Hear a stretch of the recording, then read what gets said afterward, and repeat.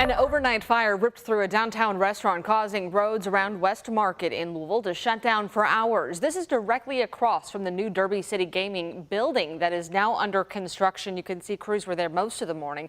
LFD said that the fire broke out in the 5-story building just before midnight. The first floor is a Japanese restaurant called Osaka.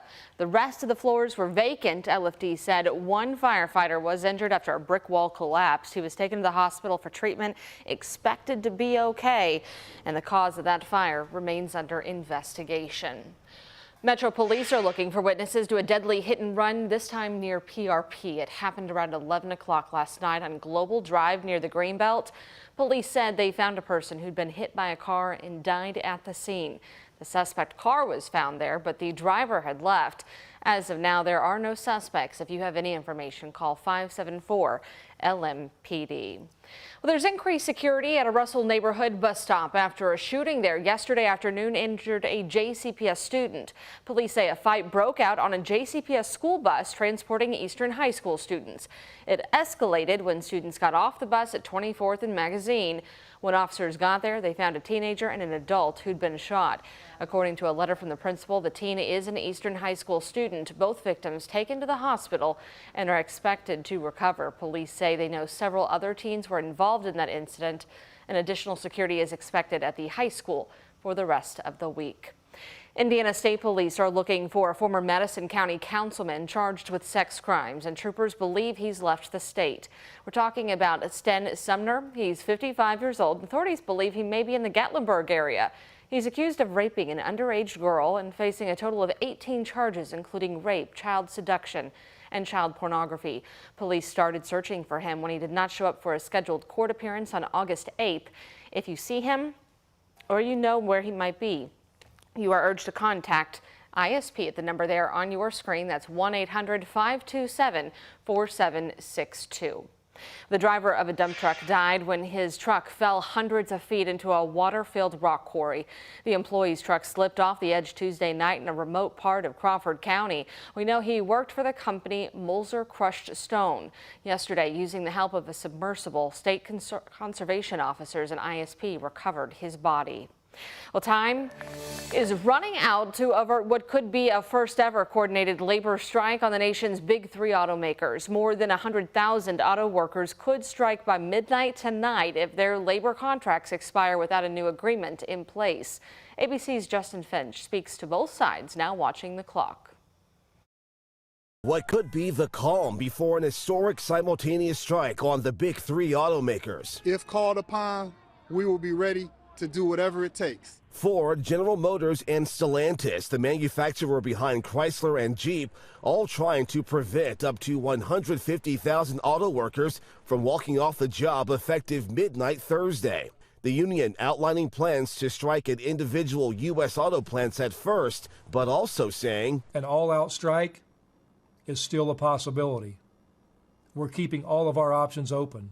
United Auto Workers President Shawn Fain addressing the rank and file, saying the union is making some headway in talks, but isn't budging on key demands, including a 40% wage increase over the next 4 years, arguing that's how much the CEOs have gotten since the last contract. The most recent SEC filings show all of the big 3 CEOs earned more than $20 million last year, with GM CEO Mary Barra topping the list at $29 million, roughly 362 times the average GM worker's pay. The UAW also wants pension plans resurrected after they were eliminated for new hires during the financial crisis, retiree health care, and a 4-day work week, which Ford CEO Jim Farley calls impractical. We can't have a sustainable industry working 4 days a week. Auto industry analysts warning a strike could hit consumers hard. However it ends will almost assuredly result in yet higher prices for cars.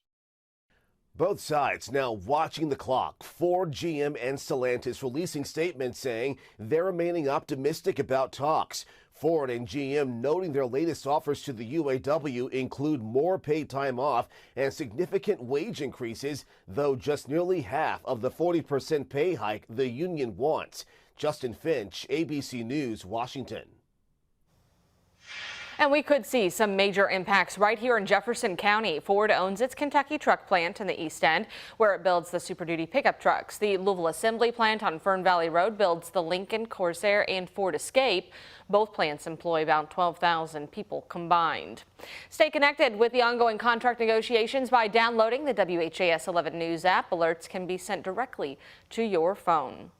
Horse racing is back at Churchill Downs tonight. It's been months since 12 horses died at the track, leading to an investigation that just recently found no clear causes for those tragedies. Our Focus investigator John Charlton went back to Churchill to find out how trainers are feeling about running those horses with an unsolved mystery still at hand. That's Minnesota Ready. He's going to run here Friday, and he'll be tough. Horse trainer Neil Pessin has a full barn of up-and-comers, as well as this already established champion. Oh, I know. Happy American. So you're going to be running him this meet? September, I think it's the 30th. He's not worried about the track because he, like many other trainers, have been working out their horses here all this time. I never left Churchill. I stayed here all summer. If I had any concerns whatsoever, I would not run. Confident in the track despite 12 horses dying in the spring, including lost in limbo in this race. Despite horse racing moved to Ellis Park, and despite the investigation into the deaths finding no clear pattern. Did you ever think they were going to come to some conclusion about what happened? Well, you always hope that there is something that you can pinpoint on, but in reality, no. Pessin says, as the report released Tuesday shows, the catastrophic injuries and deaths varied, and the breakdowns happened on different surfaces and at different spots on and around the track. Pessin admits he's personally never seen anything like it. It has happened before, and unfortunately, it'll probably happen again, but hopefully not where I'm racing. He didn't race at Saratoga, where more recently another cluster of horse deaths occurred. As a result of what happened at Churchill, Pessin is now on a committee made up of trainers and riders. We'll start meeting twice a week when the meet's on. Striving for track consistency. We don't want it too fast one day, too deep another day. It's another layer of safety for an industry under a lot of intense scrutiny. To be on edge about a horse going out and getting hurt means that you think there's a problem. Horse racing is a gamble, a very bad one if there's another cluster of breakdowns. I think if it did happen again, it would be devastating for horse racing in Kentucky and be devastating for Churchill. Now, the track has been retested and cleared from what we're told. Meanwhile, Neil Pessin says he's aware of only one serious horse injury happening at Churchill Downs all summer long.